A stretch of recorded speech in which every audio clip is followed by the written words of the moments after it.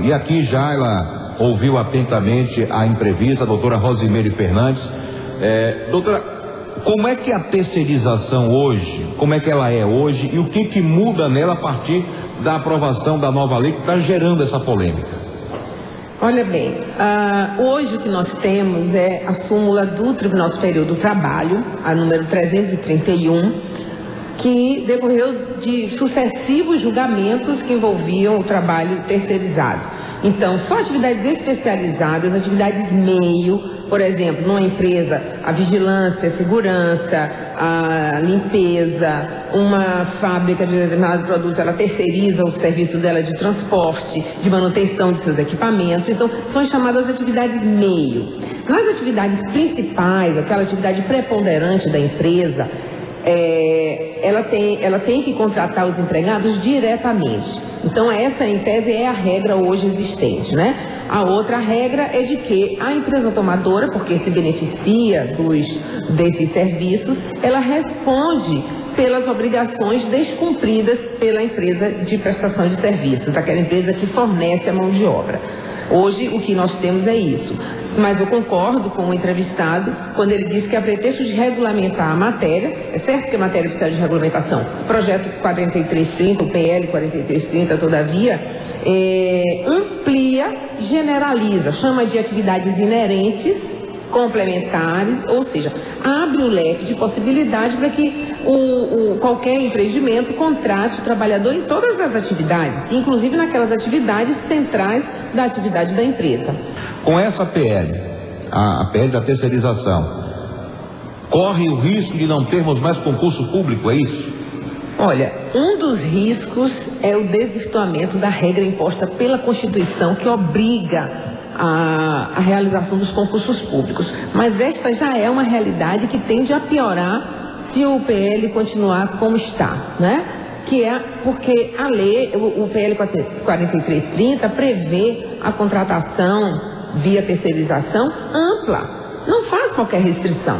Hoje a gente já chega em diversos espaços públicos e já nota o número crescente de terceirizados, e a tendência, sem dúvida, é se agravar isso aí, né? Então você chega nos hospitais, você encontra, como nesse instante estávamos comentando, o maqueiro, são outros trabalhadores, muito além daqueles que normalmente a gente encontraria, como o pessoal de limpeza, da segurança e da vigilância. Esse é um risco, mas além desse há outros, né? E eu gostaria aqui de listar, por exemplo, por que os juízes do trabalho entendem que o PL 4330 precariza, ele fragiliza a classe trabalhadora, ele viola garantias que foram conquistadas ao longo da história, ao longo de várias lutas.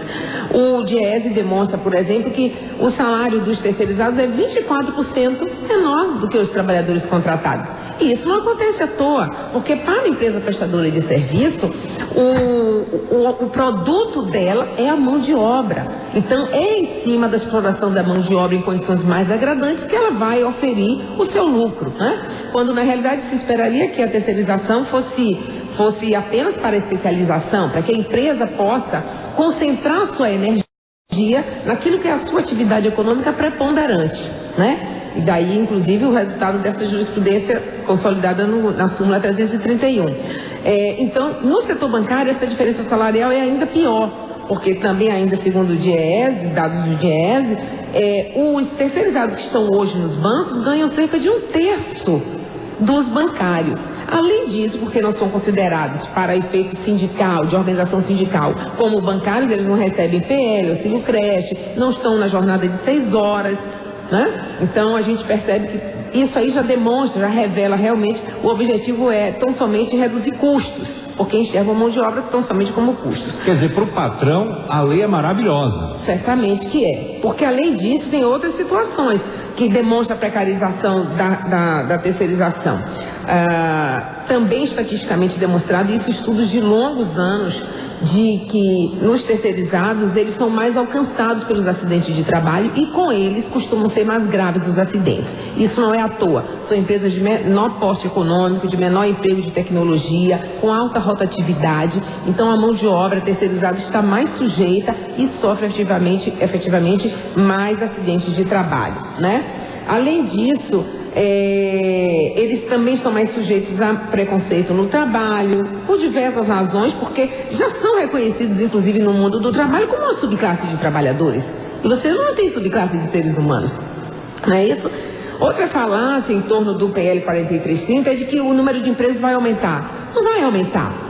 Um outro dado também demonstrado nos processos e ao longo das entidades que contabilizam esses números, eles trabalham em média 3 horas a mais do que o empregado contratado. Ou seja, se ele trabalha 3 horas a mais, eu vou substituir mão de obra contratada regularmente por um terceirizado, eu vou com menos gente fazer mais. Então a tendência, efetivamente, é que o volume de trabalho, de empregos, também caia, né? Independente disso, vai cair também a massa de consumo, porque se você tem uma massa de trabalhadores ganhando menos, o que também vai ser um tiro no pé para o governo, se essa coisa continuar como está, porque a tendência é a tributação cair, a arrecadação vai cair. Seja porque, nesse instante o trabalhador falou durante a entrevista, 10 anos terceirizado dentro da Caixa Econômica Federal e o seu FGTS não havia sido recolhido, né? O não recolhimento do FGTS é uma prática constante nas contratações de terceirizados. Então, é um prejuízo muito grande. Outra realidade que foi tratada na entrevista, quantos trabalhadores, porque eles permanecem junto ao tomador por anos a fio, e as empresas prestadoras, né? O contratante vai realizando licitações quando é ente público ou não, quando é empresa privada, e eles mantêm ao longo dos anos o trabalhador ali. Entre uma mudança de contrato e outra entre a tomadora e a fornecedora, aquele trabalhador permanece e ele abre mão de férias, de 13º e de tantos outros benefícios para garantir o seu posto de trabalho. Então a terceirização é absolutamente precarizante por causa disso, né? É um desmantelamento realmente dos direitos do trabalho. Ano passado nós entrevistamos aqui o secretário de Educação do Estado, Oswaldo Barreto. Sim. E ele nos disse, que eu fiquei surpreso com isso, que somente na área de educação do Estado são mais de 120 empresas terceirizadas e que muitas dessas empresas elas mudam as suas razões sociais depois de um problema que houve com o grupo de funcionários, porque atrasou o salário, aí cria-se uma nova empresa. A pergunta que eu te faço, essa forma de mudança de razão social é uma forma de burlar a lei e até prejudicar ainda mais o funcionário, como a senhora acabou de falar aí, com relação ao trabalhador abre mão de seus direitos para não ser demitido e continuar exercendo as suas funções com uma nova empresa? Calil, pode ser sim. E isso a gente encontra em centenas de processos, né? Daí os juízes recorrerem à figura da despersonalização da pessoa jurídica. Então a gente, demonstrada a fraude num processo que esteja sendo analisado em concreto, demonstrada a fraude, o juiz vai buscar quem é o responsável pelo pagamento daquele crédito. Mas a gente vê muitas vezes que essas empresas não detêm patrimônio, os sócios desaparecem ou têm laranjas, e quantos processos há na Justiça do Trabalho em que você não consegue executar a sentença, né? E isso é muito grave. E tanto isso é realidade no meio que esse PL 4330 traz um artigo ainda mais perverso. Ele anistia maus empregadores por dívidas contraídas antes da lei que vier a ser editada. Dá o perdão dessas dívidas. Ou seja, para mim é um reconhecimento de que é uma área que realmente já tem uma fiscalização difícil e onde acontecem muitos problemas de descumprimento da regra trabalhista, dos direitos mínimos dos trabalhadores, né? Tem aqui um parágrafo primeiro que eu estava querendo te fazer essa pergunta aqui, da PL 4330. A empresa prestadora de serviços contrata e remunera o trabalho realizado por seus empregados ou subcontrata a outra empresa para a realização desse serviço. Seria a terceirização da terceirização? Exatamente. Outro aspecto tenebroso desse pacote que é o 4330. Ele admite a quarteirização, a quinteirização e na ponta disso está lá um trabalhador degradado. Porque o contrato, ela já autoriza a terceirização em qualquer atividade e, além disso, permite que a contratada subcontrate, né? O que importa, ainda mais agrava essa situação de precarização, de redução de salários, de degradação do ambiente de trabalho. Agora, o principal argumento dos patrões e dos parlamentares favoráveis à nova lei é que haveria um aumento no número de postos de trabalho, que a senhora já colocou aí, e que não é verdade, né? E a regularização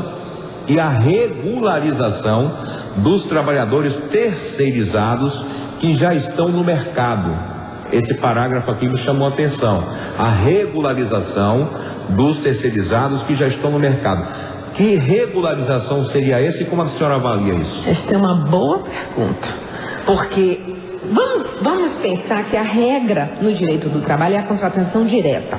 Aquele que precisa da mão de obra para suas atividades econômicas contrata o trabalhador para prestar as suas atividades, né? Essa é a regra. Então a gente tem que partir do raciocínio de que terceirização ela é excepcional.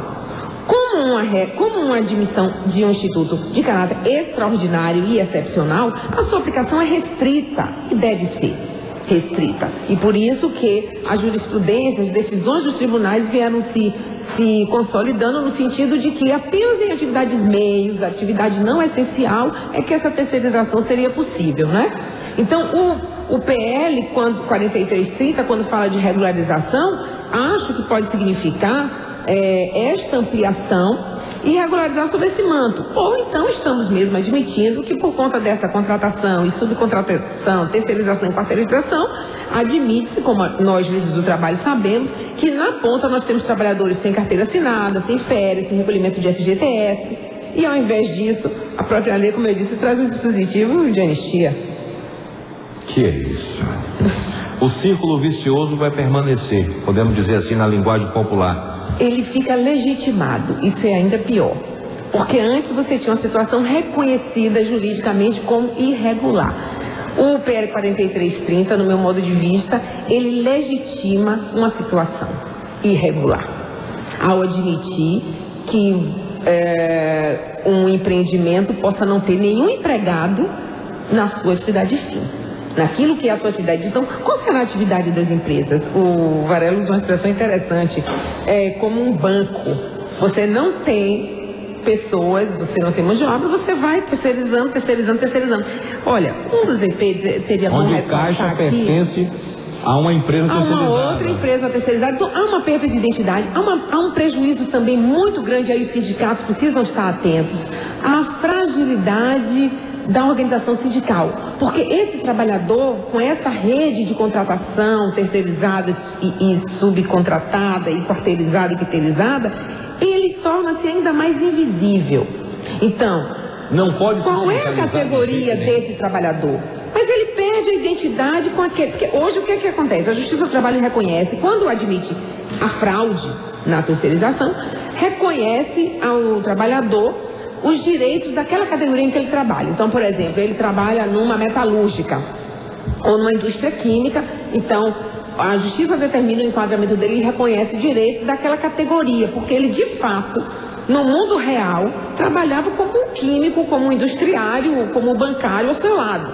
Tá? Não havia diferença entre as atividades dele. Então, se reconhece a fraude e se admite o reconhecimento daquelas garantias, das normas coletivas para ele também. Né? Esse trabalhador, ele vai pertencer a que categoria? Das prestadoras de serviço. Então, deixa de haver essa identidade. Ele vai perder essa identidade de interesse. Ele vai manter essa função, mas não vai ter essa identidade. Exatamente. Como o exemplo que eu dei dos bancários, né? Além de ganhar 1/3 dos bancários, segundo dados do Ministério do Trabalho, eles não estão... do DIEESE, aliás, eles não estão cobertos pelas garantias daquelas convenções coletivas dos bancários, né? Se a gente pensar que a terceirização, longe de ser apenas para garantir a especialização da empresa, a concentração das atenções dela naquilo que é a atividade meio dela, hoje é vista tão somente como redução de custos e como legitimação de um processo precarizante que vem caminhando há muito tempo, né? E um paradoxo numa Constituição Federal que garante direitos, nós temos uma cláusula na Constituição importantíssima que é do não retrocesso social. O PL contraria a Constituição ao admitir, ao legitimar um processo de retrocesso, de desmonte do mundo do trabalho, com graves repercussões, inclusive, na própria economia. Então, é um motivo grave, é um momento grave ao qual os trabalhadores precisam todos estar muito mobilizados, atentos, né, para exigir dos seus representantes no Congresso Nacional que façam valer a Constituição Federal. E o que a Constituição garante é o não retrocesso, garante um patamar mínimo civilizatório, garantias mínimas, garante igualdade de direitos para todos os trabalhadores. Quem quer que esteja nas mesmas condições, merece as mesmas condições de trabalho. Se de um lado, que é um outro discurso, nós temos o princípio da livre iniciativa, a Constituição coloca como valores supremos a dignidade da pessoa humana e o valor social do trabalho, né? Temos que refletir sobre isso e a sociedade precisa se mobilizar. E a imprensa tem um papel fundamental nessa atividade de esclarecimento. Doutora Rosimeire Fernandes, juíza titular do trabalho, muito obrigado pela entrevista esclarecedora aqui na Rádio Sociedade. Um abraço, boa tarde para a senhora. Boa tarde, João Calil, boa tarde a toda a equipe, aos ouvintes. Nós da Associação dos Magistrados do Trabalho da 5ª Região, que é a nossa Matra 5, estamos sempre à disposição para esclarecer, porque também entendemos que para conquistar direitos é preciso primeiro conhecê-los, não é, Calil? Exatamente. E nós temos esse papel também. Com certeza. Um abraço, doutora. 1h46, eu volto já.